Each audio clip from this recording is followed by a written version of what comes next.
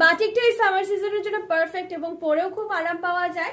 So এইটা কিন্তু 100% colour রং guarantee আছে, নো ওয়ারিজ। এন্ড ফার্স্টে দেখাবো এটা হচ্ছে ঘেরটা কতখানি পরিমাণে আছে, মাশাআল্লাহ অনেক বড় পরিমাণে ঘেরের মধ্যে পাবা এবং কাটিংটা কিন্তু বাটারফ্লাই কাটিং এ করা হয়েছে, এই কারণে কিন্তু নিচের যে কাটিংটা আছে একটু ঢেউ খালানো কাটের মধ্যে থাকবে।